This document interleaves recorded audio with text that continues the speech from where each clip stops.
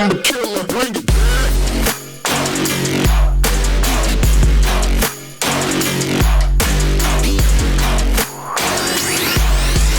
What up, fuckers? How you doing? How you been? Where are you going? Welcome to another episode of Guys We Fcked. It's the Anti-Slut Shaming Podcast. I'm Corinne Fisher. I'm Krystyna Hutchinson. Welcome to the show. Woohoo, we're here. We are here. If you want to email us, it's sorryboutlastnightshow@gmail.com. Today's email subject line, do I want to fuck other people? I don't know. Let's find out. Hi, Corinne and Krystyna. I adore you guys and have been listening to the show for 4 years now. Thank you for keeping us in your life. Even when I don't agree with your takes, you guys still always give me different perspectives to consider. I'm 25 and I have been with my boyfriend for 5 years. We met in university and have been living together for almost 2 years now. We were each other's first relationships and I lost my virginity to him. At the time, I had been hooking up with guys for 5 years, but just never felt comfortable enough with anybody to have sex. We've been through quite a few rough patches in our own personal lives in the time that we've been together. So we've really helped each other through a lot and have gotten to see each other grow so much. We've worked hard to build a healthy, communicative relationship, and we genuinely have so much fun together. But recently, I've been very aware of the fact that he's the only person I've ever had sex with. And I found myself fantasizing about sex with other people quite often, and I'm not really sure what to do about it. The sex we have has always been great. He makes me come every time, and he was the first person to make me feel secure enough to have sex after I was assaulted at 19. I know this sounds insane, but we have been talking about marriage since we were 20, and it's always felt like a no-brainer. From the start of our relationship, I've been open about the fact that I still find other people attractive, and he's had no problem with it. But more recently, that has progressed into me actually longing to have sex with other people. We recently moved back to our home city after living in a different city for 2 years and having a really bad experience there. Moving back was both fantastic for both of us, has been fantastic for both of us, but I found myself completely surrounded by new single friends suddenly, whereas most of our friends in the other city were couples. Hearing all their stories of the guys they're fucking and the dates they're going on has made me sort of miss the freedom I had before my boyfriend and the independent person I was.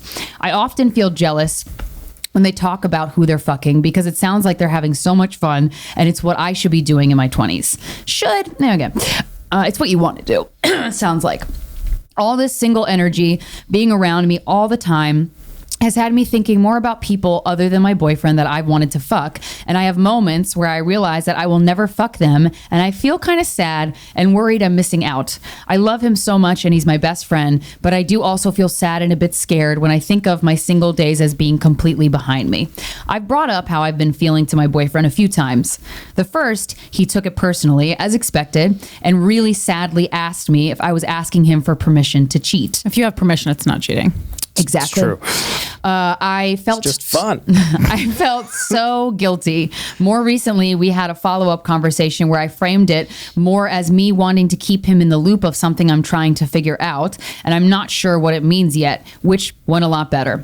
I know that I hurt his feelings by telling him I think about other people sexually, and he's always maintained that he never has. That is a fucking lie, my friend.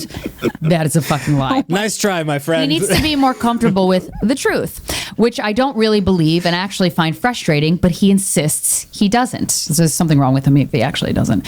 Even though he says he doesn't judge me, I feel like I'm hurting him and I feel bad that I can't even fully articulate to him or ask for what I want because I don't really know yet. We've talked very surface level about an open relationship, and he has said that he doesn't think he'd be capable of it. And frankly, I'm not even sure I would be either. Breaking up doesn't feel like the right answer either because I genuinely do adore him. We have such a healthy relationship, and the life that we have together right now means so much to me. I can't tell if these are genuine desires I want to pursue or if I'm just feeling lame because all my friends are hot and single and I can't relate to their lives at the moment. What can I do to figure out what I want? Am I overthinking this? XOXO, a loyal fucker. P.S. I've attached some photos of my boyfriend and I for reference. We love you guys. You're very cute. Super cute. Yeah, I mean, while you're writing this, I mean, and I'm, over 10 years older than you, I think it's like, throughout life, the grass is always greener. When I'm in a relationship, I want to be single. When I'm single, I want to be in a relationship. The point is you'll never be happy. And that's what life is. It's constant suffering. And I mean, she's not wrong. Better to learn it now. But also I think of like with the sexuality, I think like younger me might have thought that I needed to explore sexually more than I actually did. When I go through it, like I think that we fail to understand that you can do a lot of exploration sexually with a singular person.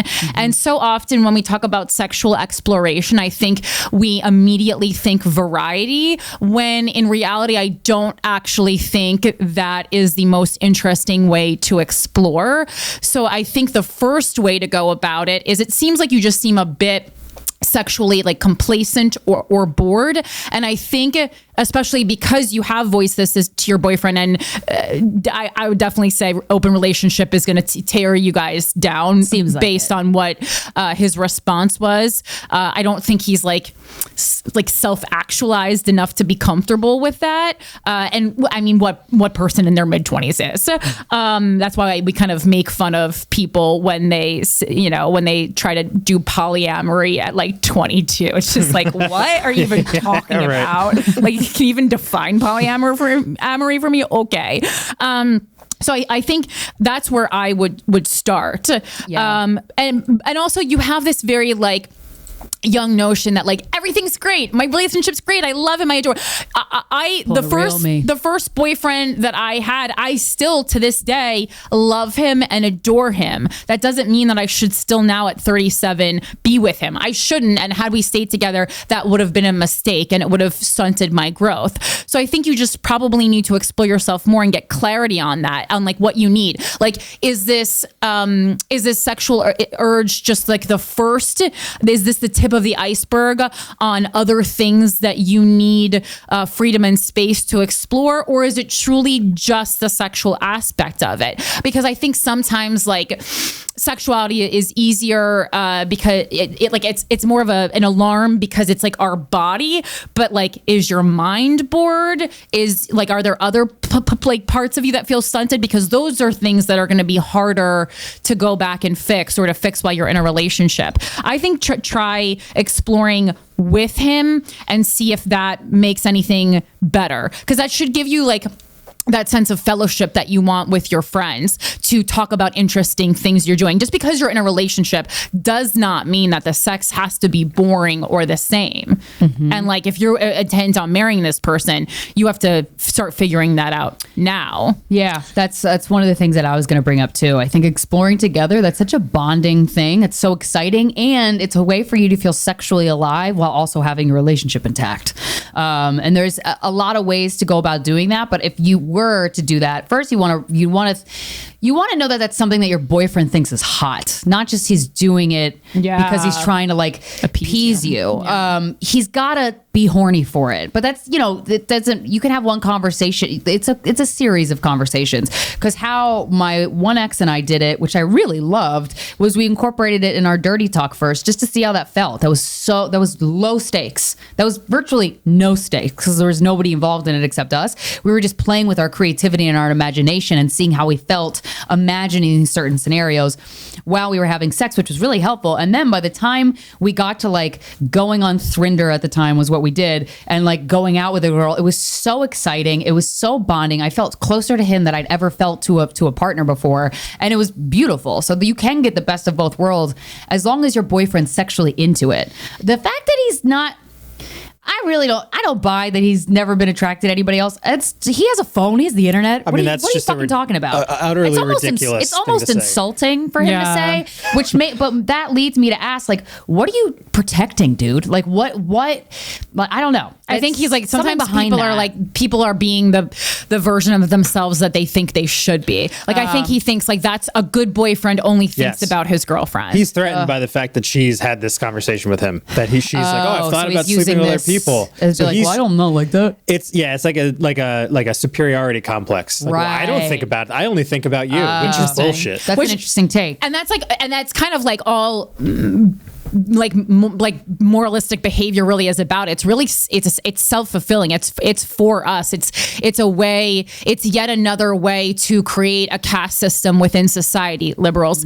And that's again like that. This is kind of like I'm pushing a lot of Buddhism right now, but that's just because like the mood I'm in because of what the materials that I'm reading. But I thought that was a very interesting thing because I'm constantly like grappling with like the ethics of things, and it's kind of like taught me that even though karma comes from the same space in philosophy, I feel like maybe ethics aren't as important. I mean, they're still important to me personally. So it's hard to decipher like, is this for me to feel good about me, or is this because it's an ideal that I actually hold to be important? Right. And then also in your email, you spend a lot of time talking about like how you feel stifled and you're not feeling your boyfriend is hearing you and understanding you really. It's a big one. And then at the end you do this thing where you try to do the cover up of the crime scene, and then you're like, but everything's perfect and we have a really healthy relationship. A lot of emails end like that. You don't have a healthy relationship, and it's fine because no one does. So just Relationships stop aren't healthy. trying to feed that to yourself. Turns out. And I think once you stop trying to like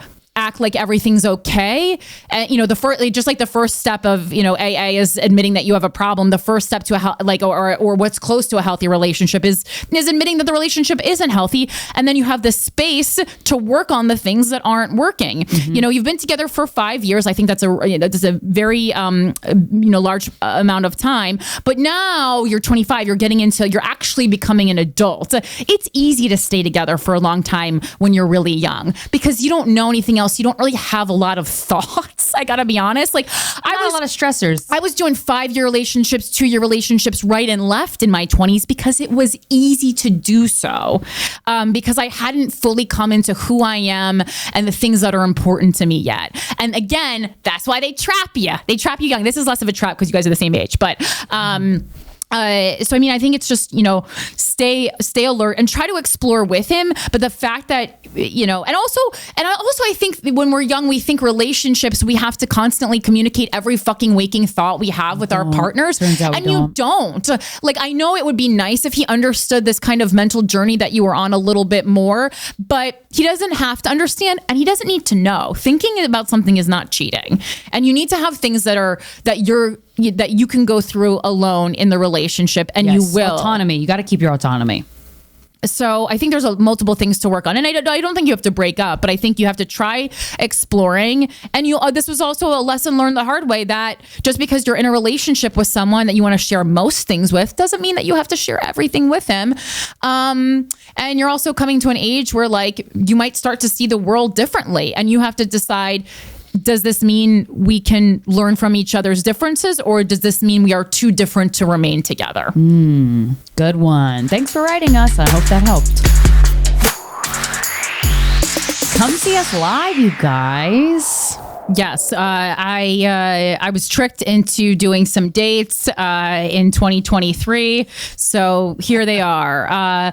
Austin, Texas. I'm going to be at the Vulcan Gas Company on February 10th for one show only. And then the next night, February 11th, Houston, I am going to be at Rockefeller's. That's for 2 shows. And then Toronto, I am coming to the Comedy Bar February 17th and 18th. That's a Friday and a Saturday. Those Texas shows, those tickets are available. Toronto, I'm not sure if the link will be available by the time you hear this, but if not, just save the date and I will update on my Instagram as soon as those ticket links are available. So just know that, it's going to, February, notoriously a great travel month. So that's why I said, let me get on an airplane airplane and come out to these places, and we'll see what kind of material I'm working with at that time. Yeah, and my agent's not getting me any dates, but I do have a Patreon, so I really want to push that. It's patreon.com/Krystyna Hutchinson. You can get at least one episode of The Voices in Our Heads, which is my solo podcast. You can have also listened to the first 89 episodes for free on iTunes if you like it. And I do about 4 times a month, I do weekly, pretty much weekly, group Zoom therapy in quotes, because I'm not a licensed therapist. It's basically group lamenting, and it's really helpful. It's really nice. Sign up, just $5 a month, patreon.com/Krystyna Hutchinson. And of course, to listen to Without a Country if you want to hear the news, from the perspective of a comedian, because, maybe it'll be bad, but it's funnier if you hear it from a comedian. 100%. And that is available on Saturdays anywhere you listen to podcasts. I do recommend watching that show on YouTube. It's Without a Country podcast on YouTube, or maybe just Without a Country. I don't know. You'll just type in Without a Country podcast and on the one that comes up. Subscribe. That's free and it's super helpful. And there's a lot of video elements and visual elements to that show. And plus, the lighting's good in that studio, so you can just enjoy a little more me. Woohoo. And then follow us on social media at Guys We Fcked without the U and fuck. That includes TikTok and YouTube and Facebook and Instagram and Twitter and all the ones that exhaust us and make us compare and just leave us, sitting on the toilet with our legs numb because we didn't realize we've been on a K-hole on Instagram for 1 hour. Make sure you follow us. How are you? I'm just reaching, each weekend reaching just a new level of existential being. So nice. Painful, but exciting. Ooh. It really does. It just feels like getting to a new level of a video game every time. Mm-hmm. A lot of good content out there right now to watch. And, basically my pacifier right now is television. Yeah. Has been for quite some time. Did you watch Wednesday yet? I haven't watched Wednesday. I've been watching Reboot. Oh, I love Really Reboot. Reboot's very fucking good. Great show. Yeah, I like really it. good show. I enjoy that as well. Wednesday, this one made me nervous because I love the Addams Family and I love Christina Ricci's interpretation of the character of Wednesday Addams. And Classic. I was just so worried that this show wasn't going to be great, and it exceeded my expectations, which anyone who knows me knows It's good. pretty much impossible to do. Really? It's 8 episodes of television that are like 8 films, and Amazing. it's visually stunning. The performances are great. I love the storyline, and which is odd because there's a lot of fantasy elements that you don't find in the regular Addams Family movies that are to me this has like some Harry Potter vibes, but which normally I would find irritating, but I didn't find it irritating at all. I loved it. I love everyone in it. It's so good, and so many. And it's funny because I was watching it and I'm like, God, I forgot how much of my personality came from the character of Wednesday Addams. Right. Yeah. And then everyone started like DMing me. It's like, Wednesday reminds me a lot of you. And I was like, yeah, where do you think I got my entire personality from? Right. It was Wednesday Addams, who I am. Daria, and Clarissa explains it all. Love Clarissa. So those That are all checks out to me. Yeah, that's where I got, I took pieces of all those characters. And number one, it was a reminder that fear makes me horny. Ooh, me too. Like a haunted house. There was just something there's something about it's more like when Wednesday is in situations with, monsters basically. Mm-hmm. And she's like fearing for her. There's something about being with a guy who and this is fucked up to say, and I don't mean in a domestic violence sort of way, but there's something in him that a few screws loose that he could kill you if under the proper circumstances. Okay. And I don't mean kill you in that you come home too late and drunk and you get into a fist fight and he hits you with a beer bottle. I don't find that. That doesn't make me horny. I mean... Good. Thank goodness. I mean that if you cross this man, he would calculate a murder that would rock the town in which you live. And to me, that's thoughtfulness. That makes you horny. There's something about that makes me horny. Okay. Mike just shaking his head over there. It just checks out so much. It's just, it makes so much sense given the context. See how much we appreciate planning, gents? I mean, just do it. Just something about that. I was watching it, but one of my favorite parts of Wednesday is that very little time. You know, this is a series about a 16-year-old girl. Very little of the time spent in these 8 episodes is dedicated to romance, and I love that, and I appreciate that so much. Yeah, Wednesday wasn't really about that D. No, you know? that's not what she's about. That's not what she's about. And at one point in the show, someone, a character says to her, "You're lucky. You don't care what people think of you." And she responds, "Honestly, I wish I cared a little bit more." And I said, that didn't sting me right in the fucking heart. I mean, so many lines that she says, I was like, this is literally, this is like something I said. This is like my Bible. Like, this is how I live my life. And you know, everyone always talks about how important you know, being seen. What is the word that people use? Like when you need to be seen in film. It's not inclusivity. It's like another word. Seen in film? Yeah, it's like the word we use like when representation. Representation. Yeah. So representation in media. When we talk about that, I was like, yeah, I don't often see characters that are like me or that I really have any respect for. So it was incredibly engaging and exciting to watch a character who shares my ideals. And I think if I saw it too often, it would be boring and it would make me feel not special, which, you know, it's the foundation of me needing to be alive. But yeah, so that's what I got from that. And then my thought of the week, and I don't know if this was like, my brain was like jogged by Wednesday or if it was just a lot of time in my apartment by myself. But I started thinking about like, why I struggle so much in romantic relationships, but I have really good, complex, long-lasting friendships. I mean, like my best friend from 6th grade is still my best friend, and my other best friend from college is still my best friend. I've been friends with you for over a decade. I've been friends with Mike almost just as long, and it doesn't feel like a burden to me. Right. And so I was trying to pick that apart because I feel like when I was younger, I used to be better at relationships, but I don't mean that I was actually better at them. I mean, you had the energy. I was like, I could push down the parts of myself that I now like require to be heard, I think is how it really is. And the conclusion I came to is that when you're a friendship asks you to come as you are, but a romantic relationships asks you to come as the societal expectation of your gender role. And I think that's where the disconnect lies. There's no expectations for me. of friendship except to just be kind to each other. Yeah, when you're in a relationship, and I would argue not just heterosexual, because I think you're still playing these feminine, masculine roles even in LGBTQ relationships. Maybe if it's like completely non-binary, maybe you don't struggle with this. I don't know. You guys let me know. But I think like definitely for heterosexual relationships, it's not come as you are. It's come as how I expect you to come as how society told me you would arrive. And that to me is so heavy and don't let me lose interest. Beyond society, you also have to worry about how every person has sort of a daydream in their head about what they think their partner is going to be like. And they project that onto people. It's very hard not to.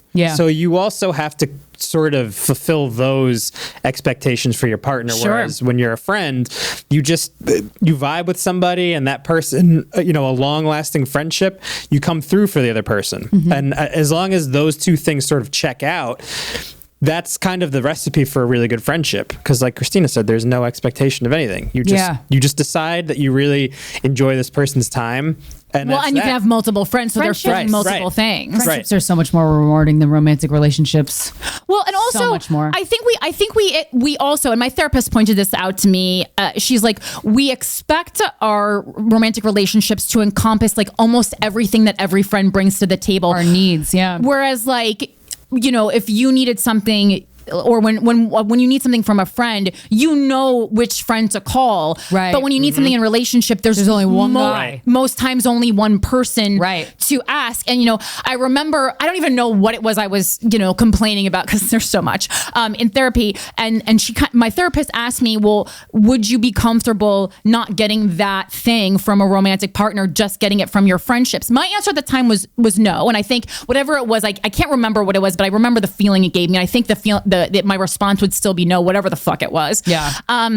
But I thought that was an interesting question that she posed because, maybe when I'm more self-actualized, the answer will be yes. And I think that what I need from a partner has greatly changed over the years.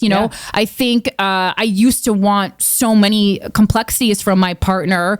And I think I got those from someone like James, but then it actually made the relationship wildly heavy, Oh. It was we were so close that it became so heavy. Yeah, and then, I get that. Yeah. To date Dylan afterwards, no shade to Dylan, but not giving me necessarily this sounds fucked up, and I don't mean if you don't watch it. Yeah, he's not kind of giving me these maybe deep conversations that I was getting with James that really scratched this internal itch, but giving me exactly what I needed and kind of teaching me actually what is more beneficial for me in a relationship.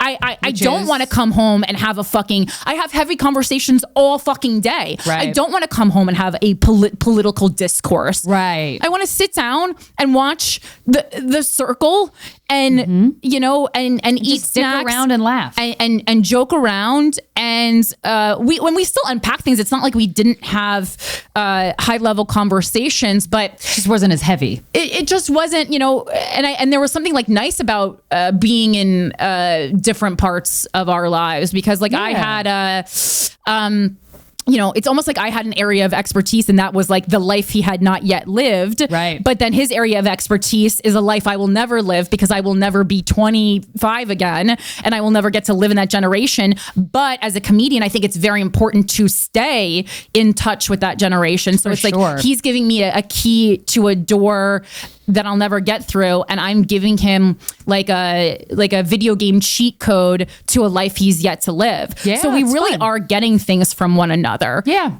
Yeah, and it's interesting to be dating somebody who's in a different place in their life, a different age bracket, just because you're I don't know, what the fuck's up with your world? Right? Because on paper, if you told me all the qualities about Dylan, I would be I'm not, are you fuck? This is a fuck boy. This is right. The fuck, why am I dating a fucking intern? Add some levity to your life. And I really, and it was because I took a chance because I was in a mentally real fucked up state. And, everyone kind of in our vicinity was this is a mistake. Corinne's obviously going through something. It's no, I'm so glad that I said yes because it opened a door to something that I would never have knew that I was even interested in had I not tried it. Yeah. And so I think it's we have to also constantly ask ourselves, is what we think we want in a relationship actually what we need, actually what is good for us, actually what will help us grow? I would never think watching cartoons with someone would help me grow, but that's the area for me that's stunted. And I read something actually that was we're looking for in a relationship the things that we didn't get in childhood. And when you break it down like that, for me, it makes so much sense that I don't need a partner bringing that much. This is painting Dylan in a terrible light. He's literally my favorite. He's my favorite boyfriend. I don't mean it like that. And it's so what was lacking in my childhood was fun. Yeah. And what did he bring to the table? Fun. There you go. Yeah. Solve the puzzle. That's great. I'm just me walking around awesome. My fucking apartment going, oh, aha. That's yes, what it is. Yes, that's what it was. Nice. I had an intellectual childhood. I had heavy discourse at the dinner table. My dad, I'm 12 years old and he once said to me, there's some people who walk around who say existence isn't real, and that fucked with my head for years. Wow. He goes, yeah, some people would argue that I'm not really here right now. I go, Dad, I just need to figure this geometry out. What's an isosceles triangle, Dad? And so that's interesting. So I guess when do you feel when you're looking for a partner that you are actively looking for things that were missing in your childhood? Yeah, because it's safety. And so that's like the main thing that you look for. That's the main, when my light goes off of like, oh, this person, it's because I feel safe. I don't really look for it, but if I feel it, I'm like, oh, wait, whoa, what is this? What is this? I need to be near you. But wouldn't that be familiarity? That's kind of the opposite of something just being emotional. missing. So for me, safety is like emotional nourishment, curious about how I'm doing, like just into me. Yeah. But you also are like a big thrill seeker, for sure. But do you not feel like you find like are you not attracted to thrill seekers? No, I like thrill seekers because I like somebody who's likes an adventure. Because I think my last long-term relationship, he was not a thrill seeker at all. He's very safe, which was a good which ended up being a good balance because it kind of made me lean more into my crazy thrill seeker side. And then he was my tether, which I loved. Yeah. This one, like this relationship is more, we'll just yes and each other to death. Right, because that's kind of isn't like good. What I kind of saw from those. Yeah, but so then there is moments of like great balance where like I'm down and he's like, let's all right, what are we gonna do today? And so that's nice. But I'm just my emotion. I think I'm still learning what my emotional needs are. Right, I don't know what they are. So, but I know that when I get them, it feels good. So I'm just going after a feeling, really. I'm not really sure. Isn't that really all what we're searching for? I just want to feel love, a feeling. Yeah. What a 70s vibe we have. Yeah, just a fucking feeling, bro. Yeah, I just want to feel good. Yeah, that's nice. Well, this interview will make everyone feel good, I think. And it does have, this guy has a vibe, all right? Oh, does he ever? This was so enjoyable and kind of this person forever. Yeah, it's just like so out of left field. I didn't expect to sit down and talk with this person, and it was such a fucking delight, honestly. He is a comedic icon. He is a movie star, a producer, a podcast host, and an all-around fun motherfucker. Please welcome to the show, Pauly Shore. So at the top of the show, if you listen, which you probably do because that's why you're here, we read an email from a listener who is writing us in for advice, and we figured since you guys are here, we can give you advice to your fucking face. So who here tonight would like to come up on stage and tell us a little bit about their life and their issues, and then we can give you advice? We've been doing it for 10 plus years. We're pretty good at it. I gotta say, we'll turn that frown right upside down. So who would like to be in the hot seat? We need to learn about AJ. Oh, That's her boyfriend. I heard that from backstage. Do we need to learn about AJ? It's okay. We'll handle the show. Thank you. Fuck, we're just giving power at a table on the right. And I'm like, okay, sure. Absolutely not. We'll never mention AJ again. Is this an interesting problem, you think? It better be. The problem? Girl, get up I have here. a problem. The problem is this. Okay. All right. It's in the middle. Michael, give her your microphone, please. No. Already too familiar. Hey, I'm so proud of myself. I just set a boundary. I was really uncomfortable, but I did it. Like a month ago, I'd have been like, sure. But not now. Anyway, what's her name? Erica. Talking on the mic like it's Erica. Yeah. So, Erica, what's going on? What's your issue? Wow, what service? We've lost control of the show in its entirety. Yeah. Okay. All right. I got essentially left at the altar. This is juicy. Go on. Yeah. Okay. I didn't like the word essentially. Okay, because it was 10 days before. However, okay, so not at all left at the altar. Not at the altar. I was not in a wedding dress. This is like CAA trying to sell our show. That was just a joke for me and Krystyna and Rick Dorfman. Hey, Rick. Oh God, we're having a great time. Two whores who talk to guys. It's like Call Her Daddy, but they're not that hot. Anyway. Okay. So how did this happen? So my ex is British, so we had to go through all these, So you got almost. You got. Yeah. That's the last time. I flew in. I flew into London to get married to him. Oh. Did you not? Wait, so you didn't live in the same place before No, you got married? we were long distance. Oh. And I was trying to get him his green card. We were gonna like live here together. I mean, it Right. wasn't just like a green card love. Like we love On your maybe end. To him, though. Yeah, whoa, Yeah. exactly. I How got long did you caught. guys date? 3 years. And okay, that's good. How did he propose? We were in Notting Hill.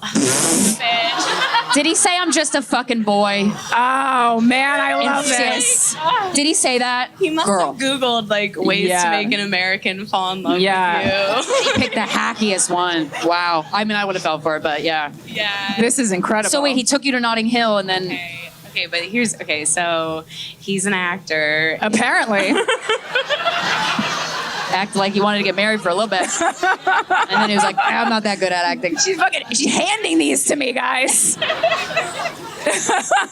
3-pointer. He was doing a show on the West End at the time. I flew in. I was like, this is going to be super cute. I'm going to surprise him at the stage door. Never surprise a man unless you want to cry. Yeah. Honestly, yeah. Oh my God. So, I get there at the stage door and he walks out, doesn't see me with this girl.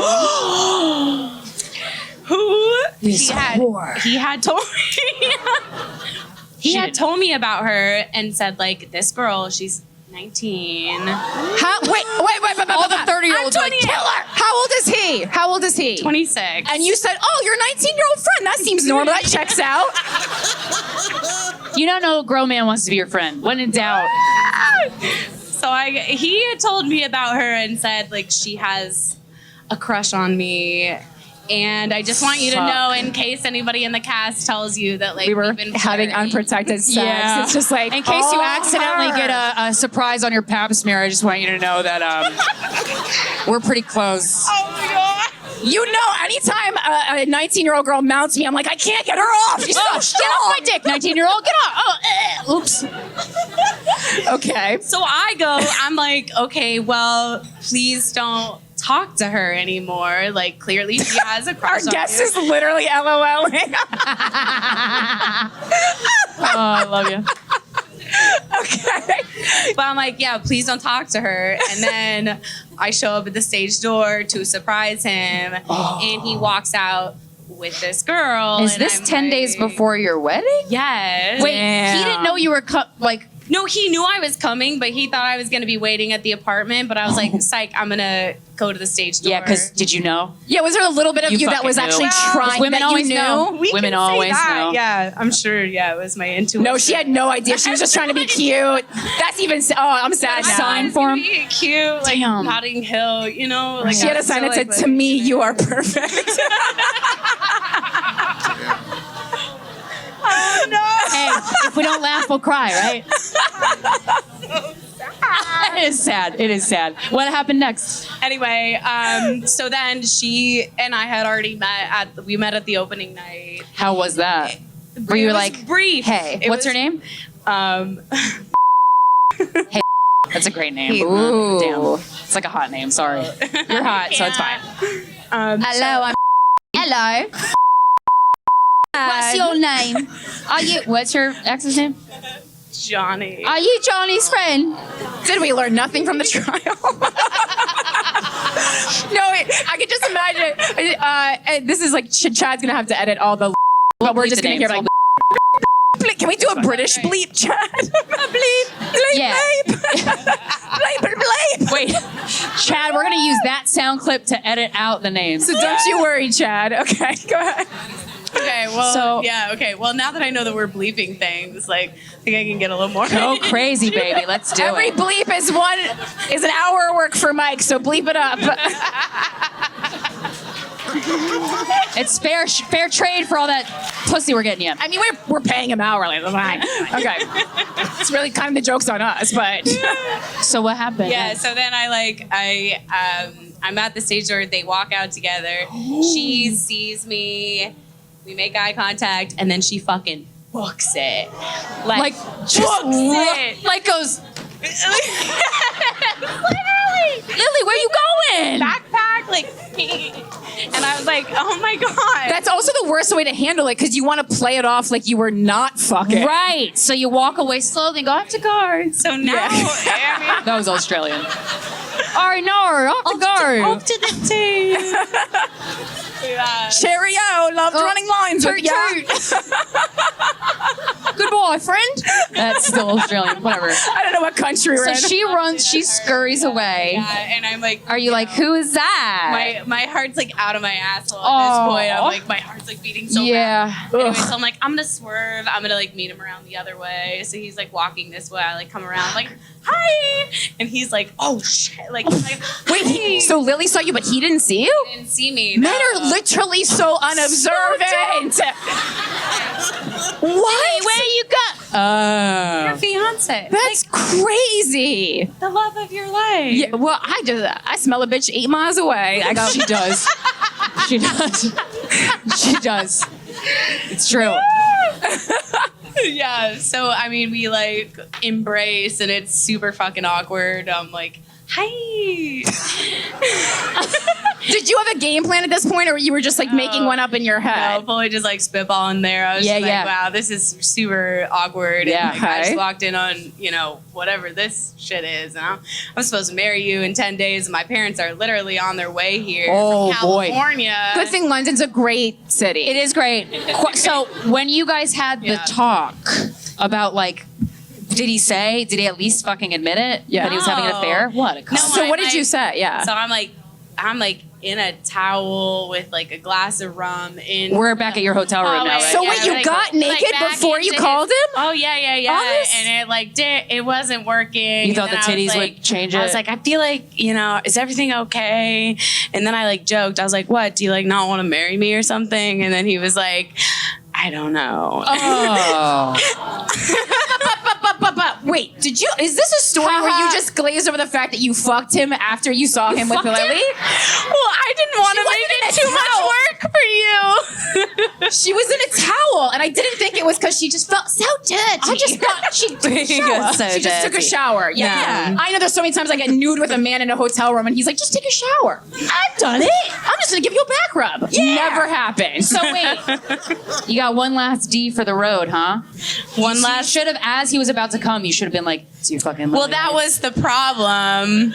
I would have been like, fuck me like Lily. Wait, girl, what? Fuck me That like one of was your the London problem. girls. Is that like the one last roadie D was like not even a D. It was like a lower. It was like a lowercase. He couldn't get it up. Yeah, 'cause he he's fucking somebody else. He Right. couldn't get it up. Lily drained him. Lily drained his balls. Drained him. I mean, truth hurts. Oh boy. Yeah. So then I was like, it's fine. Let's just take a shower. Right. And then in the shower, I was like, is everything okay? You took a shower together Yeah. and didn't try to drown him. I mean, That's a Corinne move. That's a Corinne specialty. oh my God. And then did you call your mom and you're like, hey, turn right round? They were already in air. Wow. They were like in air. So what did he say for himself? Like, he just was like, I don't really know if I want to marry you. Yeah. He never admitted to having an affair with this girl? Never. What a cunt. Never. Give me that decency at least, you know? And then, not to be like petty, but like, No, be petty. okay, You deserve this isn't to. petty. Not that I've been like, I haven't been following this girl. I haven't stalked her a lot. Like I did a lot, but like, just recently. As you should. Okay, Yeah. just recently, she blocked me on Instagram. Yeah, because she's scared and they're dating. They're Yeah. fucking. Yeah. How for long ago was sure. this? They might be married. Yeah. This happened. Do you still have the ring? Yes. Good. Okay. But what do I do with it? You fucking sell it, bitch. You sell it and you go on a fucking vacation. And you tag fuckface. And have a friend film you in case you get to the store and it's a cubic zirconia, because at least make it good. I don't know what any of those words mean. You at least need to monetize that TikTok if that's not a real rock, because you're gonna get fucked from all angles. Wait, yeah, that's like a live TikTok event of the century. Let's see how much this ring is worth. Yeah. Wow. Watch me sell my ex's ring. Yeah, no, 100%. So wait, how long ago was this? This was a year ago. Okay. Yeah, so we're doing great. But that's why I'm like confused, is because I just checked her Instagram. Why? And it's their anniversary. Exactly. Damn. I'm feeling Life really extra delivers sorry you some for hard ones, myself. No, I'm feeling extra sorry for myself. So I was like, yeah, like let's just like really get in there and like let's check her Instagram. She blocked me. Wow. So yeah, did he block you? no, Of course not. No, he's hitting me up left, right, and center. Yeah. Do you have his phone number? Yeah. We should have our, well, let's bring on our guest and maybe our guest can call, because I think it's been too long and that's extra funny. Yeah, wait, can you type it? Do you memorize it or do you? Fuck no. Okay, It's like all right. that. So let's Plus have, 4 yeah, like, floors. so we're we're gonna gonna bring go our back guest to your on. seat, but Yeah. we're gonna have you. I think this is gonna be. I have a burner number. He'll runner. never know. He'll never. We're so good at prank calling.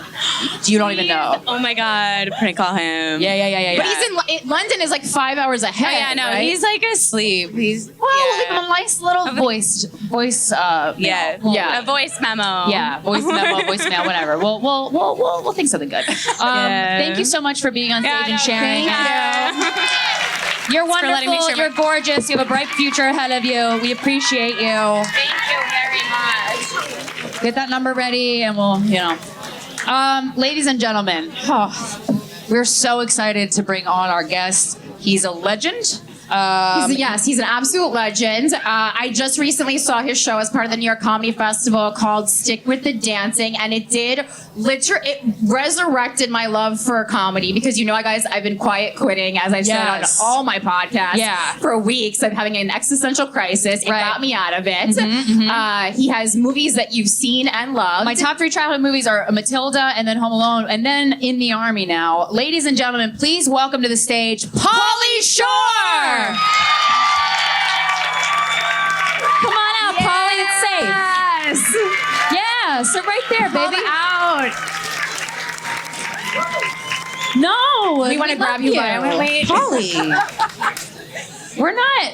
Yeah, we're cool. I was just panhandling on the street and I saw this podcast. I haven't worked in fucking 15 years. You guys have any change?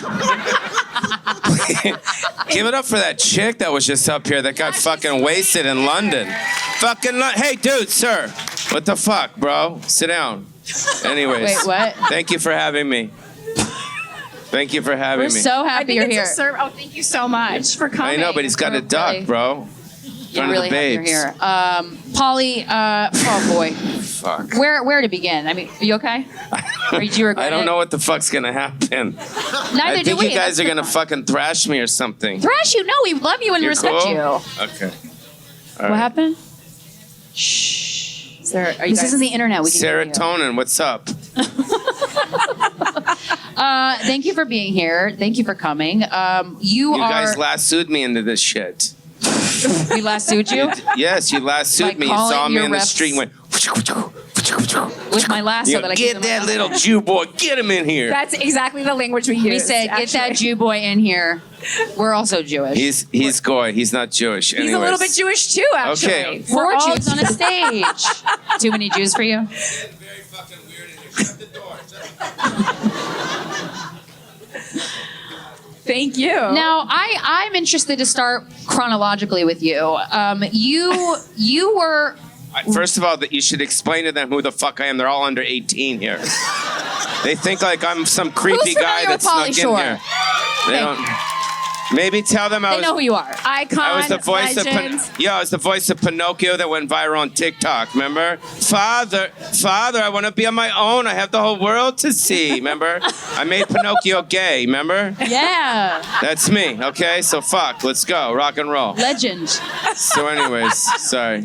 So you were raised by a queen. Your mother, it was a huge presence in the comedy scene in Los Stop Angeles. looking at my penis, bro. Not cool. Not cool, dude. I could fucking see that shit. So Pauly's mom, the late great Mitzi Shore, who ran the Comedy Store in Los Angeles and was responsible for the careers of the greatest comedic minds that we have on this planet. Yeah. I'm curious, being raised by a woman like that, like how did that come off in the way you were raised? Like, were you raised to be a feminist? Were you raised to be like respectful to women? Were you raised? Did that come through to her parenting? You know what I'm saying? She had no parenting. No, Zero. she didn't parent you? Zero. Okay. No, it was basically my mom loved the Comedy Store and the comedians more than me. Oh, and that's and why more you than do my comedy. siblings and more than, you know what I mean? 'Cause Yeah. she got the Comedy Store at 40 because that's when my parents divorced when she was, I think, 40. And then she got the Comedy Store and then that was her true love. Mm-hmm. So her true love was developing comedians and helping comedians. And like at the time, if you know, in that 1972, that's when the boom started. Mm-hmm. Out in LA, that was like George Carlin and like Cheech and Chong and How old were you at this point? I was like 4. So do you have memories of like not seeing her a lot? What the fuck are you laughing at? We're being serious. I'm willing to go wherever these chicks want to go, dude. It's just a serious question, so I'm trying to be fucking serious. Fuck, where's that guy that was blocking the thing?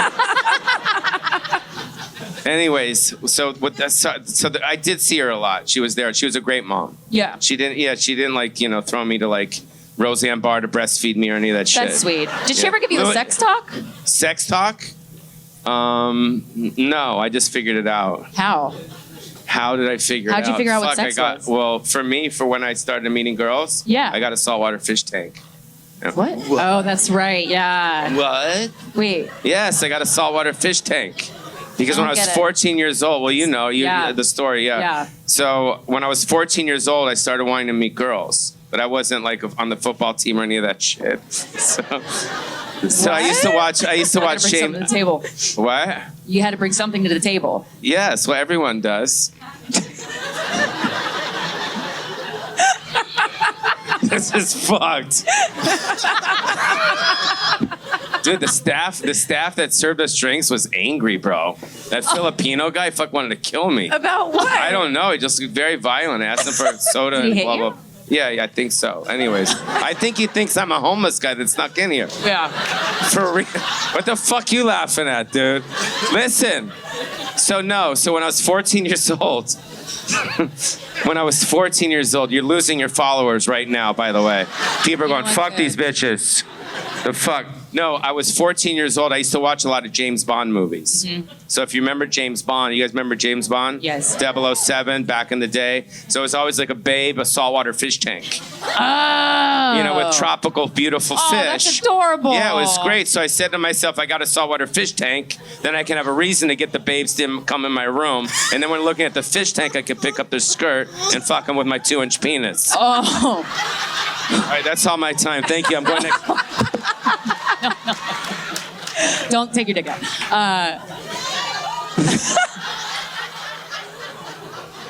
I can see the press now. Someone assaulted live at the Guys We Fucked anti-assault comedy show. Amazing. Did you ever invite a girl over to see your fishes? Yeah, absolutely. Did you? Where's the other 14-year-old girls or younger, older? I don't know, dude. I was in high school, bro. You don't remember high school? You don't in high remember, school. bro? I don't know. I had girlfriends and stuff. And When did they you would lose your virginity? 15. And do you remember What is that? Oh, shit. That's when people lose their virginity. That's when I lost mine. Right. Is So he- why is she going, Is it the fucking chick that guy fucked her in London or some shit? I don't, mate. What are you fucking baby, mate? Sorry. Okay, Wait, sorry. women make a lot of sounds. You just know this, okay? All We have right. reactions. So you lost your virginity at 15 Yes. to a girlfriend? Okay. Okay. Like, It was at a club called Florentine Gardens. You want to know the story real quick? Yeah. Yeah, okay. Yeah, all right, here we go. So I was with my friend Mike Messick, and Chad. and he was going out with a girl named Surrey, I think, and we met him at Florentine Gardens, which was a club in Hollywood, on Hollywood Boulevard. And she was there with one of her girlfriends. So we went back to Siri's house in the valley, the parents' house. And Mike was with Siri, and then I was with her friend. And how'd you I think in the housekeeper's headquarters, I think. Wow. Ooh. You know, like on one of those twin beds, those little baby twin beds. You're talking to us like we have a housekeeper. I don't know. I didn't know housekeepers at quarters. I don't fucking know any of this shit. I grew up in flea markets. I don't know. Okay, well, that's your problem. Anyway, It is my problem. I'm dealing with it every day. I grew up in Beverly Hills, so Yeah. That's awesome. yeah. Was it good? Yeah. It was very fast and wet. That's good. No, she was juicy, very juicy. Oh, the wetness just was her, remember. not your semen. Okay. No, I guess I was, but it was just very wet and it was moist, and I came really quick and I ran. You ran. I don't know if I don't think I wore a condom. I was just We nervous. have a friend for you. I was yeah. nervous. Did you wear a condom? I don't think I did. Because I was nervous. I was like, oh, what? I was 15. Pauly has a son somewhere walking around. So that was the beginnings of your sexual career. And I know some people, they lose their virginity. And then it's like, once you pop, you can't stop. Because you're just like fucking. And then other people are like, I did that. I'm just going to lay low for a while. How did your sexuality blossom from there? Is that what this fucking show's about? I didn't know I signed up for this shit. I thought we were going to just talk about Trump or some shit. No. Wow, you can't even say the T word. You could say it. I'm kidding. Relax, you guys. He's still alive. Give him a break for a second. He might have a heart attack soon next week. The Red didn't win. Red didn't win. So let's clap. Red didn't win. Okay? Whew. What if this was just an intervention to like make our followers vote red? Boy. Can you believe? Look how quiet they got. He's right. Pauly's right about you guys. Okay. Go. All right. So you lost your virginity. It was wet. You dried off. Yeah. And Oh, sorry, Mike. Are we boring you? Oh, okay. No. He's starting to get cotton mouth. No, so then after that, I started having girlfriends in high school. Yeah, just different girlfriends. I went out with a girl named Jenny Wallace. She wouldn't have sex with me. Beautiful girl. But she's like, I did. She dumped me for a kind of like a good-looking guy named Matt Berlangi. Nice. Let's name names. How did you handle in high school? How did you deal with her lack of sexual interest or lack of? I just loved her so much. She was so adorable. Yeah. She actually reminded me of my mom. Oh. She was beautiful. She was fucking, and I'm still friends with her. She's awesome. See, I love that. She's adorable. She was little Jenny Wallace, cute as a button, I would say to her. And she had little like her stock. She dressed like you, adorable. She had little stockings with little, you know what I mean? And she had the curly black hair. Yeah. I think she started working for 17 magazine when she was like in her 20s or 30s. Badass. So and you're still friends with her. Yeah, she's cool. Yeah.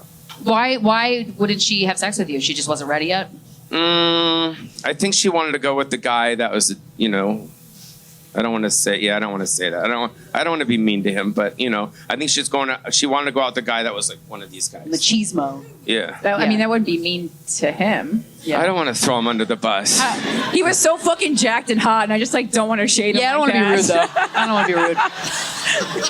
He was the good-looking guy. I don't know. It was the fucking little wormy fucker. Right. Oh, you were a wormy Pretty fucker in much. high school? I don't know. It was a little whatever. Yeah. So you liked her because she looked like your mom, but did she She was personality? adorable. She was adorable. Personality-wise, was she like your mom? Do you like strong women?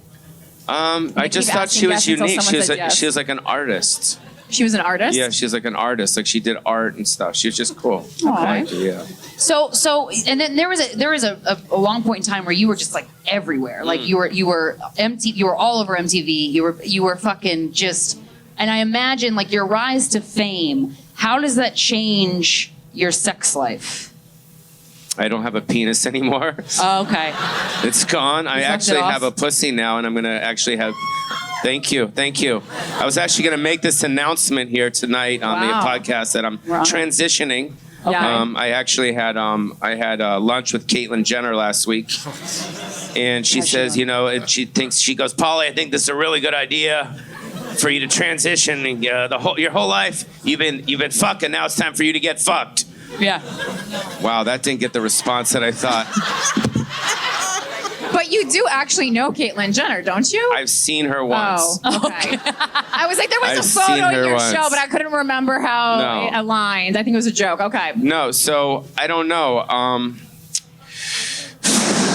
I guess when it just worked for me, whatever it was, it worked for me. Well, you were so like, you're adorable. You're like goofy. Fun. You're silly. You have a boyish charm to you. And then when you're famous, you're on the TV all the time. I imagine just pussy's getting thrown at you. And I always Look how wonder, uncomfortable I am. I'm like, Well, did it ever get to a point where you're like, I don't have to work hard for it and I don't like it as much? Next question. Oh. No, I don't know. I guess with me, what you see is what you get. Mm-hmm. I'm a good person. I am. I'm a good person. I'm very nice. And I'm too nice. I get shit on a lot. Such a common problem for men. It's an epidemic. Yeah. No, I am. No, when you're really nice, people take advantage of you. Oh, yeah. Whether it's guys or women, they see that vulnerability, and I get that a lot. So a lot of women try to take advantage of your money? They still do, yeah. And your fame? What fame I have left, yes. Right. How can you spot it? It's one of those things that it's part of the reason why I'm still by myself. Yeah, because that's you talk about it a lot. So you talk about it in the documentary from 2014, and you were still talking about it in the show that I saw on Monday, which I found really interesting because you bring up a lot of times like interest in I might start crying. Okay, that's okay. I cry every day. We love crying on this show. It's one of our favorite things. And also, truly. We chicks like, I'm here for you. Don't worry, I'm here for you. We have a safety man back here for you. Can I have another tequila soda? Thank you. Can I have a vodka soda? Thank you. Okay. I gotta line up better for the babes. Yeah, no, and so I heard you talk a lot of times about like having interest in having a child, but like you honestly didn't bring up that often having interest in having a wife, and I thought that was something of note from both the documentary 2014 and the show from 2022. So have you ever wanted to get married? Do you just not trust people enough? That's part of it. Part of it is also it'd been embedded. Dude, you're fucking up my great moment. Give it up for the Wheeze back in '92. The Wheeze from Son-in-Law. He's here for all the way back. That's true. No, ask me the question again because I was going to give you a really straight, honest, awesome answer. I said that you kind of mentioned the want to have a child a lot, but it really never came up that you had the want to have a wife or a long-term partner. And I was saying, was that based in trust issues or other things? So basically, my mother, Mitzi, she was very much against comedians and me having relationships, believe it or not. Interesting. Very much against it. So that was kind of embedded in me. And I don't need to tell you exactly what she said because that's personal. But she was never like, yeah, get married, have kids, do that whole thing. She doesn't want. I don't want to throw women under the bus based off of what my mom said. Right. Well, I don't want to do that. But I'm a comic. Yeah. And that's my first and foremost. That's my first love. And until I find a woman that knows that that's my first and foremost love, and that's where my heart is always going to be, then it's very difficult for me. Because I love to make people happy. I think every comic understands that, though. Yeah. That like if your comedy is the first love, I mean, I think we feel that way too. But you've been in relationships. I'm sure you guys have too. You're single too, right? Yeah. So isn't it hard for guys to go, yo, this chick just likes stand up, and I got to be respectful? Well, there's certainly more single female comedians than male comedians. Right. So yeah, we get it. I also think it's interesting because like women nowadays, like it's considered like a really strong choice. Like I don't want a man, I want my career, and everyone's like yes. And then when a man says that, it's also a strong choice, but it doesn't get the same reaction. So I think it's interesting to. So that was my mom's opinion. Yeah. And now my mom is gone. Yeah. Got it. And I'm by myself, and I have 20, 30, 40 years left.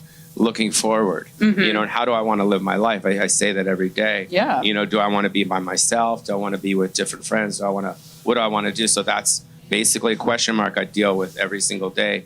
And it's difficult because I miss my parents a lot. And there's still a lot of, when you lose your parents, both my parents in a year, when you lose them, and I was so close with both of them, I'm fucked up from it. Yeah. I'm in trauma from it. Yeah. Because they were like this to me. It was like this. It wasn't just, my mom died and my dad died.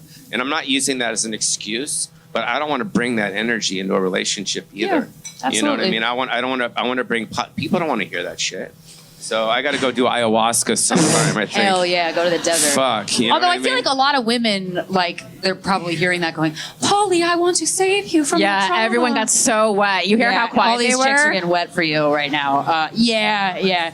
And I know you're not using it in that way, but there is something really sincere and inviting and vulnerable about a man who's open about the pain that he's in. Like it is fucking traumatizing. And you have Yes. Fuck yes. Oh, you do have a pussy. Wow.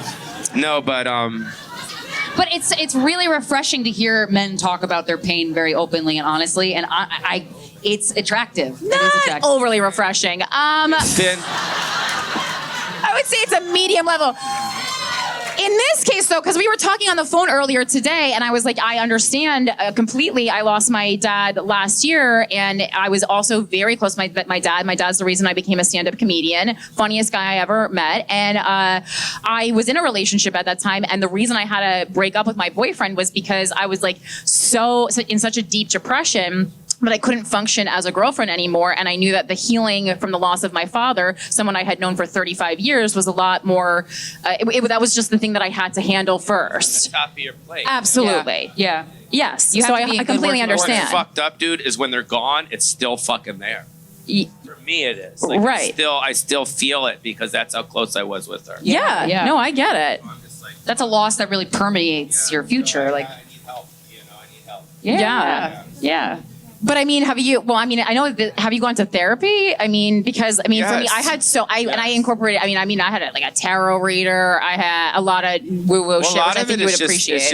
It's just basically saying, like, my parents don't want me to mourn anymore. Right. They for sure. just want me to move on. But Absolutely. It's hard. Yeah, because it's fucking hard. And also being Jewish and shit, like you're extra, I was like, what?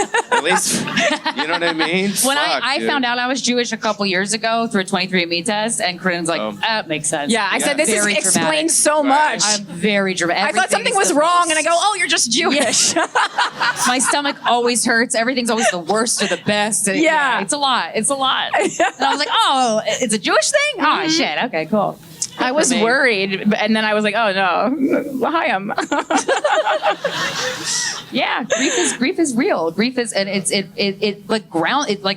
humbling in a way that like It's nothing else fucked can up. be. You want to move on. You want to Yeah. be joyful. I want to be like how I was like before they died. I want to Yeah. be like, because I'm such a family person. Yeah. right. You know what I mean? My family was everything, and now they're gone. And so it's interesting. And again, I don't want to play victim here, but at some point, I have to like try to shift out of it and go into a joyful space. Yeah, no, I mean, Yeah. I talked widely on this podcast about like there was a good year there when I was like, telling my therapist, like, I don't know that I will ever feel joy again. Because you feel that way, and obviously you will feel joy again, but there was like a real void. Yeah, you know what's interesting, and a lot of people don't know this because you're very younger, but there are two types of lives. There's a life when your parents are in it, and there's a life when your parents are not in it, and they're fucking completely fucking different. Yeah. And it's fucked up. So just Yeah. Yeah. And I'm Appreciate them while you have I'm them. friends with Nicolas Cage, who's my neighbor in Las Vegas, and he's going cool. through. He goes through a lot of heavy shit too because his parents are gone, and he's got a family and all that stuff. So that fills his. What is this, Thank bro? you. I ordered a tequila soda. Do you need anything cute. else, Pauly? No. We should do shots. I think we needed a shots from my parents. Yeah, let's do a shot. Aw. For Yeah. Mitzi and Sammy. So he's got the family. He just had a baby, and he's got all that. So I have my dog. Right. So that's And cool. My dog Buster. Yeah, he's awesome. The dog is awesome. We both have He's dogs. fucking awesome, dude. Right. He's like 2 years old. He's lap chow husky, and every time he sees me, he runs up and we wrestle and stuff. So that's cool. Dogs are the best, and Yeah. especially with grieving. Like dogs can really like just. Yeah. And the good without part saying about things. dogs, they can't leave. Right. I Like, know. he's I have a stuck. bit about that. 'Cause I'm we like, don't. They can't leave you because you feed them. Feed them, and they have you house paws. them. They can't open the door either. Right. No thumbs. That's pretty No thumbs. much. Yeah. Yeah, I'm very codependent. You have a dog, too? Oh, I do. I have a And dog. you don't have a boyfriend? Yes, I do. You have a boyfriend. What about you? No, I just broke up with him a couple months ago because of the dad death. Yeah, and then you have a dog. I do have a dog though. Yeah, so that's cool. Dogs are the best. Yeah. Dogs are, I went through a really depressive Yeah. stage not too long ago, and the dog saved me. Like, it's the only thing that could take you out of just really wanting Well, that's to what die. they say when I pull up to the plane with my dog and I said, it's an emotional support. Don't worry about it. We got that. Yeah. Yeah. We don't have to say it. We can see. You're fucked up. You need the dog. I go, but it's emotional, so you don't have to say it. You don't need to show the paperwork. We're good. Oh, that's amazing. Well, sorry, I just took another big sip of tequila, and I was like, "That's not. I can't unless you guys want me to get in a street fight inside." Switching gears, I did have some questions I wanted to ask you that are kind of randomly placed throughout your timeline. But I was watching the documentary about you, and I've never met anybody that's been to the Playboy Mansion, and I really want to know what it's like. It's heaven. Yeah, it sounds just like heaven. just soft titties everywhere. It was heaven. Yeah, it was heaven. It was a privilege and an honor to be Hugh Hefner's guest. How many times did you go? A lot. Yeah. Yeah. Is it one of those things where, like, once you go, you're no, like, I can't stop wanting to go? No, once you're on the list, you're on the list.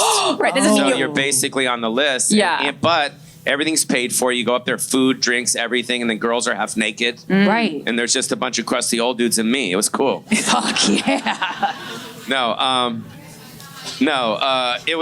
It was a very special time as a kid. We all masturbated to Playboy. Always. At least, I masturbated not to Playboy. this. You guys do OnlyFans or whatever. Fuck. Right. Kids do these days. But as a kid, you'd always jerk off to Playboy. As a kid, you'd grow up. Yeah. So then you get to get invited to the thing, and it was just like I was in awe. Did every guy there have a boner? I don't know. I didn't look at the guys. Oh, okay, that's only something I would do. No, but it was just cool, and you pinched yourself a lot there. You're like, I can't fucking believe it. Yeah, this is awesome. What was your favorite memory, and what was your least favorite memory of your times going to the Playboy Mansion? The favorite memory is just the whole time. It's not like Just anytime he was in the it's Playboy not like Mansion. a specific time. Me Right. and Leonardo DiCaprio. But we would love that, yeah. But I would see everyone up there. Like Leo was there. David Grohl was up there. I don't Were any know. Everyone. celebrities who were female there? Not really. Oh, it's lame. Are they not invited, or they just don't want to be there? I'd want to be I there. would go. Girls. I would go every day. I'd have to be a celebrity first. Yeah, we'll work Well, on I that. think now the whole being openly gay is more acceptable now. Back then it No, wasn't. I wouldn't No, go I'm to not do gay, I gay just wanna stuff. see I would the just go because titties. it'd be fun. Yeah. Well, yeah. We're not gay. We just like. I like Yeah, titties. wait. Let me get to the bottom line here. I got to burp 1 sec. Okay, so Nice. here's the bottom line. I don't know why. Why'd you have to No. Let me get the stand? bottom line because I gotta cut to this question that you just put me in, and it's an interesting question. So they asked me, we want to go to the Playboy Mansion, Yeah. did they not? So in order for them, for real, to go to the Playboy Mansion, if you really want it, you would have to send your pictures in. Okay. Let me say that again. You'd have to send your pictures in the bikini, and you have to present it to the Playboy Mansion committee or whoever. And they don't get fucking. I'm telling you the truth. They do like a hot or not? Could it be like they a basically smash your trash. question? Could it be like a high-waisted tankini? And does my pussy have to be out, or can my pussy be covered? Dude, you're to the Playboy committee. You're either accepted to go up there or you're not accepted to go up. Now you have to ask me, would you guys be accepted to go up there, Mr. Pauly, if you were part of that committee? Pauly Shore, if we submitted our pictures, How would you do think know? the committee would have us? I think so. Thank you. I think so. Definitely. We'll Venmo you Well, later. you look like you're from Kentucky. You look like you're from Peoria, Illinois. So, Both extremely Both of those offensive. suck. but those are hot Kentucky's towns. hottest. But those are hot towns. Like those are Are the they? type of girls. We didn't know that, but that's nice. Thank you. Oh, that's where like Dallas is from Kentucky. Like it's just You know like what I'm Ashley saying? Lynn. Yeah, like you know an what I'm innocent saying? Southern girl. No, I'm just saying they got pictures from all over America. okay. And you look like, you Peoria, Illinois. Right. Which is sexy. I don't like No, the it's giggle. a sexy- I don't like the giggle, Pauly. Yeah. Gotta be honest. Peoria's cool, dude. Okay, That's the we'll home take your dude. word for it. Do you know who was born and raised in Peoria? If you say Patti LuPone, I'm gonna leave the stage. I'm gonna leave the stage. No, Sam Kinison and Richard, what? Richard Pryor. That's no- Those are geniuses. Genius. Those are geniuses. But if you I saw could've Sam said- Kinison in a Genius bikini, won't- you wouldn't let him into the Playboy Genius Mansion. won't get us into the Playboy Mansion Sam Kinison got in the Playboy Mansion. because he's a guy. Women have to be hot to get in. Men just have to be talented. They're not letting Marie Curie into the Playboy Mansion, All right, know? let's go to the next subject. What's next on your notes? This is a small question. But anyways, you guys would get in for sure. Thank Respect. God. Thank you. Right? They're in the mansion. They're showing. They're in there. They're doing cocaine with Charlie Sheen in the grotto. It's happening. Rock and roll. We're switching AIDS back and forth. It's yeah. Isn't there like a pretty an age limit on the Playboy Mansion though? No. What do you mean? For guys, no. No. For women, no women. Oh, that's fine. that's kind of like a running joke where people will be like, "She's too old. Time to get kicked out of the Playboy Mansion." No, it's family. It's family. It's family. Once you're in, you're in. It's family. Till you die. The girls are older playmates there from the 70s. Oh, okay. Yeah, cool. it's a family. It's But wait, so they really don't allow female celebrities in there? No, they would. They would Okay. come, but I just don't remember seeing any. Right. Well, you asked me if I Right. remember seeing. I said I don't remember. I mean, I Right. don't. No, it's interesting because you still. I mean, there probably was, but I have to think about it more. You still drink, right? Because I think it's interesting that like with all the life that you had, I mean, this is weird to say, but that you don't have a substance abuse problem. We don't know that. Well, I'm asking you. There's always tomorrow. You seem Spoken pretty like a true responsible about it, like that. Like there was times what you said in the like that you didn't want to get crazy with drinking when fans would come up to you, but I did see you drink out of a guy's fishbowl, so I knew that you weren't in recovery, and I just found that really, honestly, really impressive with how you grew up. Yeah. Well, the reason why I'm tired right now is because I'm staying at one of the Moxies. Mm-hmm. And yeah, they fucking put the alarms at fucking 7 in the morning. Go. This is a test. Don't worry. You can undo that. Every fucking morning. Every morning? Yeah, this is a test. That's fucked up. Yeah, you can't request. But you know what I'm right? Like the fire alarm or the alarm in your room? The fire alarm thing. That's doing like a practice or something. at 7 a.m. Yeah, that's what's fucked up. You should get a Okay. refund. You should get So a refund. anyways, let's move forward. Back to the drugs. Yeah. So my dad was an alcoholic. He'd been sober for about 40 years. I just didn't get that gene in my system where I have to have several drinks. You know what I mean? I don't have that gene. You know, when it comes to weed, all that shit, I just don't need a lot. I could do 2 drinks, I'm good. Yeah. Yeah. Nice. And then I like gummies once in a while, and I like to smoke weed sometimes. That's You tame, know, yeah. and then and that's about it. Nice. Yeah. So All right. Well, now you know. I like Ambien sometimes. Ambien. Ooh, everyone thinks I do Ambien. Can we talk about my piss surgery? You're going to ask me about that. Yeah, frequent Or need is that to later? urinate is on my list, but we can just hop right to it. Okay. Do you have to pee right now? No, I don't. I'm good. Okay, so No. Pauly did proclaim to us that he had piss surgery, as he called it. I'm sure that is the medical terminology for it. Congratulations. Thank you. So What what is was piss happening? surgery? So what was happening is that I would get up about, I'd say 3 to 5 times a night to take a piss. That's a You know what lot. I mean? Yeah. Is and 3 then too many? Let me finish. Yeah, 3 to 5. Let me finish. Fuck. What? Okay, well, let me get to the fucking end of the story. That's why you had surgery, guys. Yes. She's like, oh my God, it's too many. I know. That's why I went and had the surgery. So I'm getting up 3 or 4 times to piss a night. I would lie down and then I would be like, fuck, I still have more pee. I thought I Okay. just peed 15 minutes ago. Yeah. So I go to my doctor in Beverly Hills. His name's Dr. Carnes. And I said, who's the best urologist at Cedars-Sinai? So they hooked me up with Henry Kim, who's this gay Asian man. Okay. I swear to God, if you Google Henry Kim, you're like, he's the best urologist at Cedars-Sinai. I wanted an old Jew. Yeah. Not to be disrespectful to the gay Asian urologist, but I thought an old man, but because the guys, let me see your dick. So I went, and Right. he's like, oh. And I'm like, dude, what are you doing? He's like, I just saw it, and it's like, oh. That was just a joke. Sorry. Anyways, I was just doing shtick. So here we go. So he basically he says you could do 2 surgeries. You either do the TERP, I can't explain that, or do Resume. For the Zoom? They sound fake. He goes, I just can't even get into that one. The TERP is a gnarlier one. The TERP's a gnarlier one. Okay. Or you could do the Resume, right? And I go, what's that? He goes, it's not as invasive. I'm like, all right, let's do that.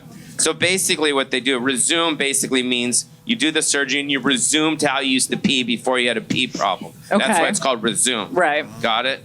And so basically what they do is they steam your prostate. They steam it? Yeah, like a Chinese dumpling, kind of. Like if you go to P.F. Chang's or Szechuan, you get a Szechuan.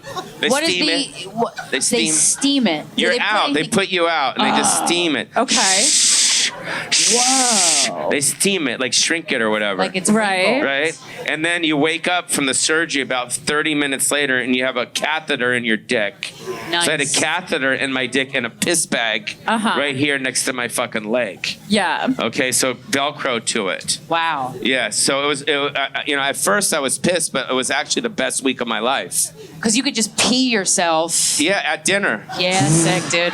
That's amazing. It was 'Cause peeing fucking in a pool awesome. is one of my favorite things in the world. Like peeing in pools. No, but I would have dinner with friends and I would just talk and pee and they didn't know what the fuck was going on. That what It was other pretty opportunity awesome. you're gonna have? And I to do drove that? all the way from Vegas to LA. Guess how many times I peed?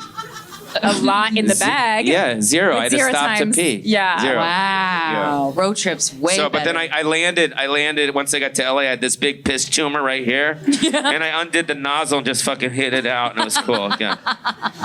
So then about a week later, they take the catheter out, they yank it out. They yank it? They yank it? They yank it out. That's it just rude. fucking moves like a slithering snake. It's nothing. Okay. Nothing. Trust me.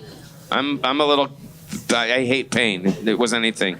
And basically, you have 3 weeks to a month to find out if it works. Oh, okay. And it worked. How- so now I don't how- have to pee a lot. That's Yay. awesome. So if you guys have a pee problem and you want the less invasive surgery, go see Henry Kim, a urologist in Cedar Sinai. This and got it's so fucking Jewish. Could you?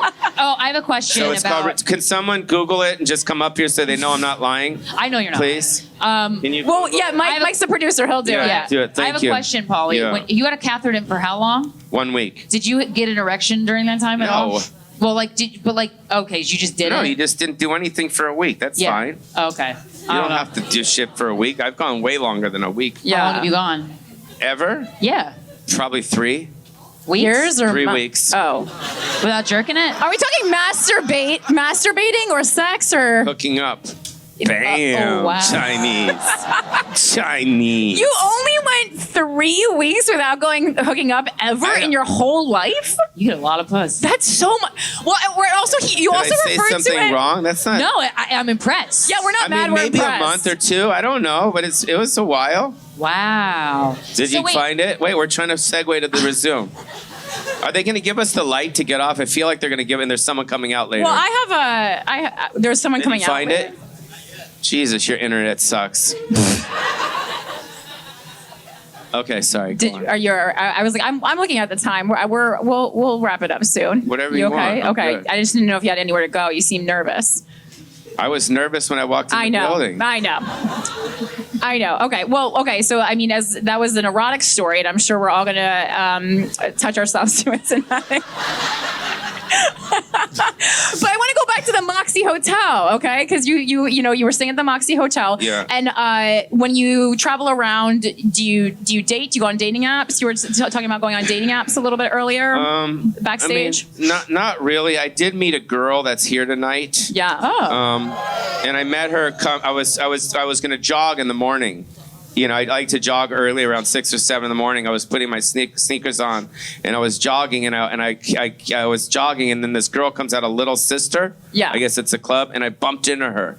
And Like a meet cute. Yeah, like we just kind of giggled, and I was like, "Yo, what's up? Hi, I'm Pauly." And she's like, "Pauly D." She thought I was Pauly D. That's the only Pauly of a generation, you know. Yeah. She's in her 20s. Not And mine. I said, know "No, both Pauly Paulys. Shore, the guy that did the TikTok Pinocchio thing." That's Yeah. been getting That's TikTok my has been Pauly. getting him so much pussy. We are. And she says, "Oh my God, I love that movie." And then, so she's here with me tonight, and she's a beautiful, nice person. Yeah. That's Yeah. nice. So she came. We're gonna probably go to Little Sister later. So, And how old is this person that only knew you from TikTok? I think she's like in her late 20s. Yeah. Is that what you normally go for, or if you want to just refresh us on how old you are? or- I don't. How old are you? I don't discriminate. You know what I mean? I And don't that's be like. so inclusive of you. Yeah, that's. We appreciate that. I think that's all we've had for Pauly Shore. Wait, what do you got? We're going to the resume. Here we go. Found him. Well, I found him. Yeah, he's in LA, but I got to tell you, Pauly, he's only got 3.5 stars. What? Oh, Pauly. Pauly! I'm glad your dick still works. Glad your dick still works. I don't think he's the best. Uh-oh. I hate to be the bearer of bad news. Oh, I thought I was looking up the doctor. Oh, I'll look for the surgeon. So it's supposed to be resume, are we looking up? Yeah, I just wanted you guys to see, so if anyone had a problem, they could figure it out. It's a mostly female audience, but I'm sure someone They could could tell help. their parents. Yeah. I saw Pauly Shore at the New York Comedy Festival, and I have this great piss Ma, surgery hey, Dad. for you. How many times a night you pee? It's too many. I got a doctor for you. Let's get on a flight. My dad peed a lot too, though. I remember him telling. It's a I remember legacy, him telling- really. No, I yeah. think it's in the family. Yeah. Sure, family genes. What I also love about you is that consistently when you talk about getting laid or getting pussy, you specifically say getting vagina. And I found that really interesting. Was that something you Is that what? I've just never heard someone call it getting vagina. People usually say getting pussy. And was there a reason why you decided to go more anatomical with it? Which I respect. There isn't. I've said the pussy thing before. Oh, okay. Okay. Because it just felt like that could be a TikTok sound. Like I'm gonna get some vagina tonight at this club. Someone clip it. I loved it. Jeez. Pauly's on the hunt for some vagina.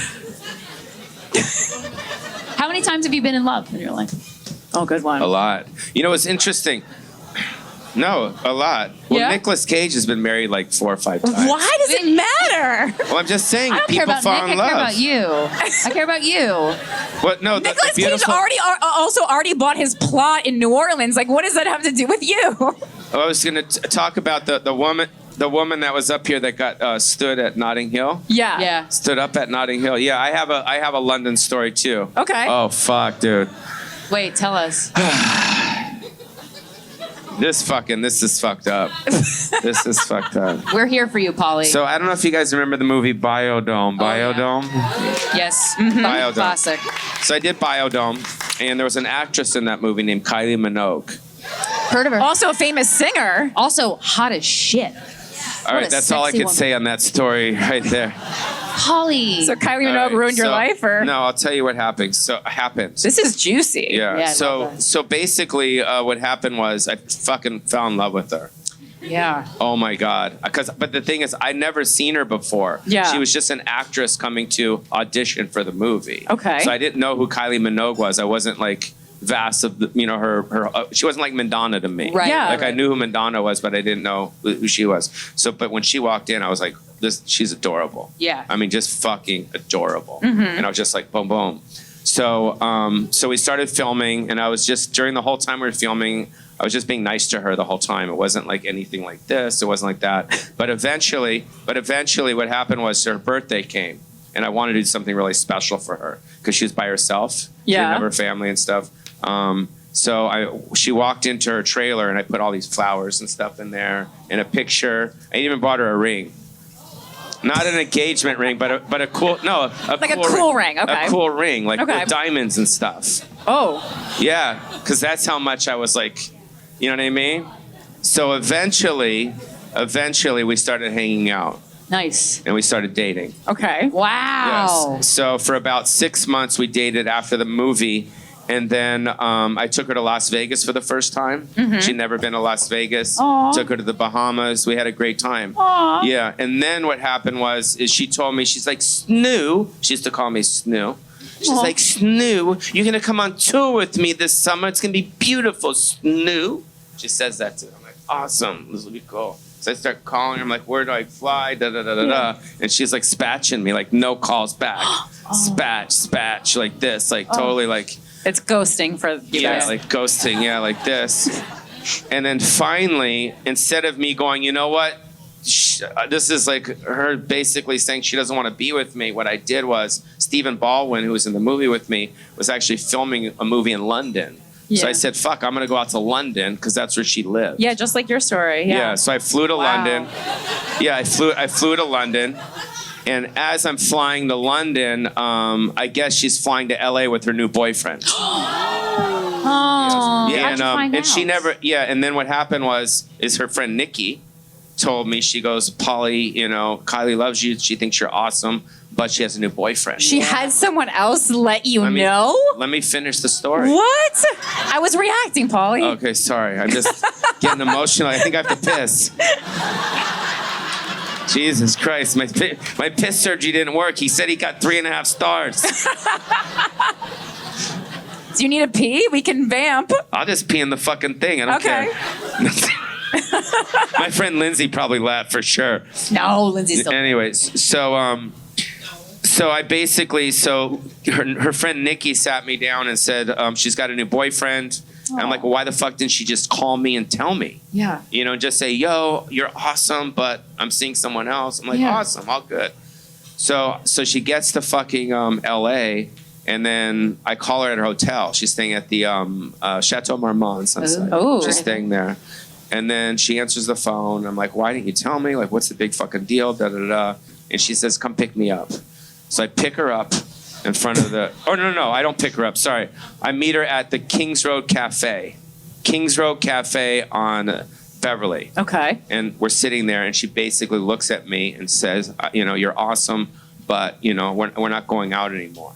Oh. Yeah. Jeez. And we're not going out anymore, and but you're awesome. It didn't end bad or anything. I mean, it didn't Well, end like that fuck you. It stinks. wasn't like that. Well, that's just Like because this one right here. You know what I mean? Didn't yours end really bad? Yeah. But that's because you were nice about it. If someone did that to me, I wouldn't be nice about it. Right. Yeah. Well, It no, seemed I like just you like were- honesty. So just be honest. If you don't want to see me, fine. It's- Right, but Yeah. it was so if someone just sat down and it's the fact that you heard it from her friend first that's annoying. No, it was the fact that I fucking fly to London, dude. Oh, also that. Well, you Also thought that. you were still dating. Also that. And she was like, Exactly. no. Yeah. Yeah. So basically, I take her back to the hotel and I drop her off, and that was it. And then I got over it. Yeah. And that's how the locomotion was written. Yeah. That's, but she Only was very me and special. another 37-year-old loved that. Everyone else was like, "What?" But there's other stories. I had also had a girl. I found out she was a hooker too. Nice. Sex We worker, can do that in yeah. your next podcast. Okay. We don't want to talk about that here. Oh, okay. Yeah, we don't have to. Well, I wouldn't say hooker, escort.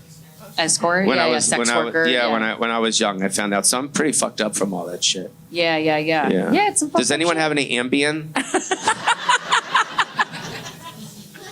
No, it's hard. It's hard. I don't want to say the word famous. That sounds so stupid. But you're famous. But it's hard when people know you from Yeah. from a certain you know what I mean? So And then they don't have not any interest in getting to know you beyond that. exactly. Yeah. It's hard. I would imagine. And if you have money, Yeah. and Yeah. you got that boundary, and then you got the trust thing, Yeah. on both sides. Do you find that Yeah. you have a wall up with trust, or do you allow yourself to trust and just have like your wits about you as much as you can? I don't know. I think it's really hard for me to trust too. Yeah. It's hard for me to trust too. Yeah. Especially these days. Everyone's kind of like on these phones, and they're always yeah, everyone's and you don't attention. fucking know where people's heads are at. Yeah, So- I mean, you can't trust famous people or non-famous people. So if that makes you feel better, like, too. Yes. Like, Well, that's what I meant. you can't trust anyone. No, Yeah, that's what I'm saying. No, I know, like even you on their are side. famous, but yeah, I mean, so you can't trust Kylie Minogue. You can't trust, just a chick that you met. Yeah. That's why I think you just move to like the Midwest, Peoria, Illinois, or Right. something, and just get a job at Steak and Shake and just marry a chubby babe and just be happily ever yeah, after. that honestly sounds beautiful. You know what I'm saying? Yeah, I do know what you're saying. That's what I'm thinking a too. simple life. You just water your plants. You Yeah. drive to work. You fucking show up. You go home. You have your dog. You have your sick Simple, husband. and there's and it's Yeah. just simple. There's a beauty to that. But it's always grass is always greener. Like there's you've seen some amazing things. You've been a part of amazing projects. Didn't Tom Brady's and they're breaking up now They too, broke and up. They broke up. Yeah. well they were like, look at all these girls like I'm gonna get them. Yeah. No, I think get they're 'em, wooing because like bitches. Giselle They're willing because was Giselle got her own putting life herself back. first. Yeah. Yeah. Yeah. Okay. It's a very feminist podcast. Yeah, we covered this on the show. I have I don't. How much time do we have? I think we probably have to wrap up it. Like did you have another question? No, I wanted to see this guy's. Oh, we That wanted is to wrap it. up the AJ Chronicles. Yeah. Okay. Do you have That his is it, number? yeah. That's tequila. You can have the whole thing. I can't drink that. I want Pauly to call. I mean, so what time is it in London right now? It's 4:00 in the morning. You know what's funny? You know what's really funny is the comedian Sam Kinison used to do a bit on stage back in the day, and he would say, listen, this was really funny. He would say to an audience, because he had to scream, oh. Right. And a lot of the scream was from like, from being fucked over. His women fucked her over. And he would be like, how many guys here got fucked over? And he would grab the mic and some guy, hi, my name is Steve, and my girlfriend, she fucked my best friend. Give me a scream. And he'd go, oh. And then he would give her, he would give Sam the number, and we would call her. Oh, shit. And call her on the phone. He goes, Christine, what's up? Hey, this is Sam Kinison. We're here with Steve and about 300 people telling you're a fucking whore. Oh. It was fucking hilarious. I mean, we do a version of that, but with men. We've been unknowingly just ripping off Sam Kinison's act for years. I mean, that's really sick. Yeah, we have. And he's a legend, and that honestly makes me very proud. It's a good bit. So want to call him or what? Yeah. Here, enter it. Let me do enter it. Can you with the imagine just getting a international call from Pauly Shore being like, will you announce yourself? Because I think it's extra funny. Okay. So I don't know what you have to do. He's an actor. Wait, what's your name? What's your name? Do you ever call him? So why would he answer your phone if you Well, we're never just gonna call leave him? him We're calling from a burner. So a burner I phone. do have WhatsApp. Okay, got it. Well, I'm not going to do it now. Oh, yeah, you can. Okay. Okay. Stressed about what? He's dating Lily. You're in the clear. Wait, how do I don't know how to do it on WhatsApp. I just do it on my phone. I'm just gonna call him. I'll block him. We'll just take the international charges. What's the guy's name? So it's one. Jonathan? What is his name? AJ. AJ. Like the Backstreet Boy. Oh, okay. And then that, and then that.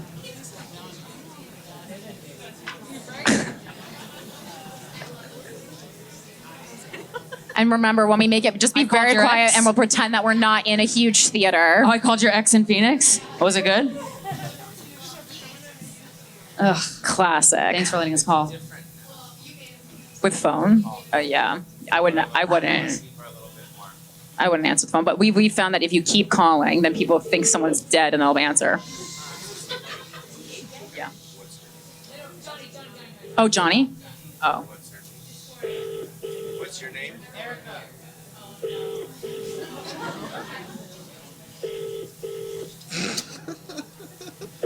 You know what you got to do for your show? You got to have someone fake. Welcome to the EE voicemail. Because then the bit would work. Oh. They didn't. Yeah, it was a voice. We'll call again, and then. So wait. We're okay. So his name is Johnny. Well, I don't even know where's AJ from. That was something else. Oh. Okay, gotcha.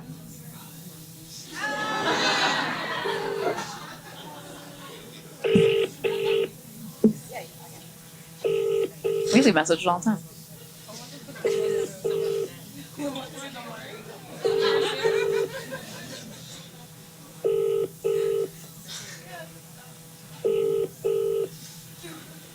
Welcome to the EE voicemail. I'm sorry, but the person you called is not available. Please leave your message after the tone. Finish your message. Don't hang up. Or to hear more options, please press 1. Hey, Johnny, what's going on? This is Pauly D from the Jersey Shores.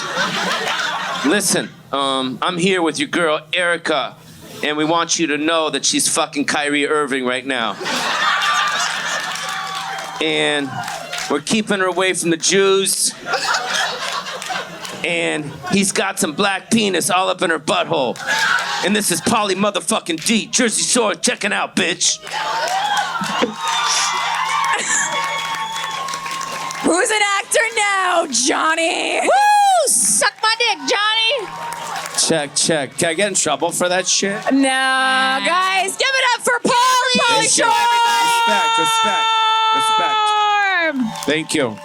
Respect. Oh my God, guys. That was good, right? There you go. So I'll introduce you to Kyrie Irving. I actually know him. Yeah. Hell See yeah. you guys later. Peace out. Amazing. Thank you so much. Fuckers, thank you so much for being here. We appreciate you and we love you. Thank you for supporting the podcast. Mike Coscarelli. Mike Coscarelli. Someone fuck him. This This has been Guys We Fcked, the anti-slut shaming podcast. We'll talk to you next Friday. Bye.